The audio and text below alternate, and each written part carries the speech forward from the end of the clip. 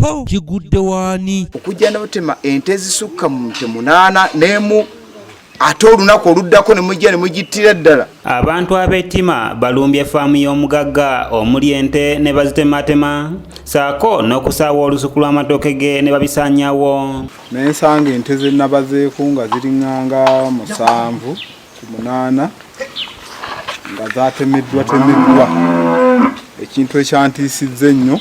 Emmere tugyetaaga naye ate tekijjaako muntu kubanga ak'obuntu kasigala mu bantu baffe. Ekikolwa kino kikoleddwa ku kyalo Kiryamuli ekisangibwa mu ggombolola y'Egombe mu disitulikiti eyewakisa abantu bano batannaba kutegeerekeka bwe balumbye faamu ya Charles Galabuzi ne batema ente ze saako n'okusaawa emmere wabula nga naye tamanyi baani abakoze ekikolwa kino. Kedde ku makya obudde bw'ekiro okukeera ku makya tugenda okusanga ente emu nga bagitemye eri mu kiyumba ng'egudde. Tubadde tukyali awo okulaba omuntu gwe nateekako alimu olusuku ogenda okutuukayo mu lusuku lwalimamu ogenda okusangiza nga tuyita nga tugamba mujje mulabe mwe mwatemye ebitooke tuka ne tugamba Galabuzi ategeeza nga abalaalo bwe bakedde nga bagala okukama ente zino kyokka basanzeemu efudde nga n'endala ziri ku bisago eby'amaanyi. Nafunye essimu nga abalaalo abakuuma ensolo zaffe wano ewaka bategeeza nti bazitemye era ne tubabuuza nti bazitemye batya nti zagenze mu nnimiro ewa mulirwana omukulu gwe nategeddeko nga mukulu wa Kkoonye nti gye zaalidde emmere era abaayo okubeera nga abadduukirira baziguddeko ne bazitema. Agenze mu maaso n'agamba nti waliwo abantu abaziyimbudde ne zirya emmere y'abaliraanwa be nga kyandibanga lutalo kwe lwavudde era ng'ente 9 zaatemeddwa emu n'efa. Nti zagenze mu nnimiro yaabwe ne zirya emmere. Ekituufu natuuseeyo mu nnimiro ne ndaba nga waliwo amalagala ga lumonde agabadde galiriddwako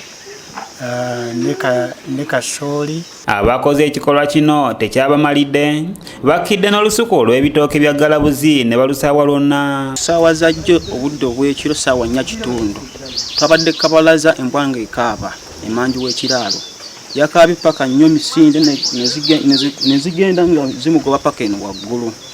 Twagenze okwetooloola nga tetulina gwe tulabayo wadde n'omuntu n'omu. Tukomawo ne tutuula kabalaza.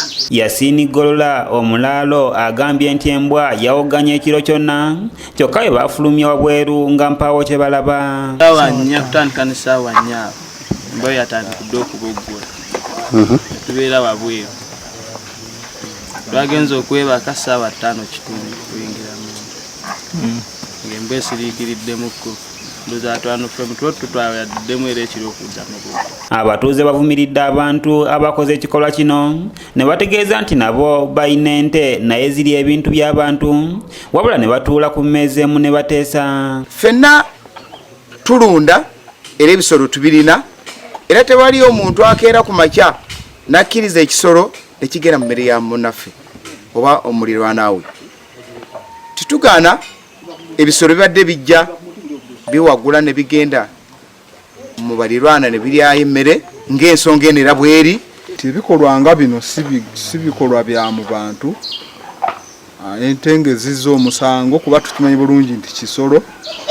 Siraba nsonga lwaki okwata ejjambiya okutematema ente oba okwata ejjambiya okutema munno gwe musoowaganye naye. Ssentebe w'ekitundu kino Abdallah Kisaakye asabye baliraanwa okubeera nga bakwatagana okusinga okwetuusako obulabe. Ebitooke babitemyetemye ate n'emu ku nte ezabadde zitemeddwako baakomyewo ne bagittira ddala. N'olwekyo kikolwa ekyo kikyamu era nsaba ab'omwoyo ogwo mwekube mu mutima ate mukikoze mu kiseera ekikyamu nga tuli mu mwezi omutukuvu ogwa Ramadhaani n'olwekyo kibi nnyo. Ajje Samuel yakusakidde eggulire lino ku lwa ABS Television. Naye bwe lwatuuka ku kifaananyi nga kino ffe tukivumirira nga bakulembeze.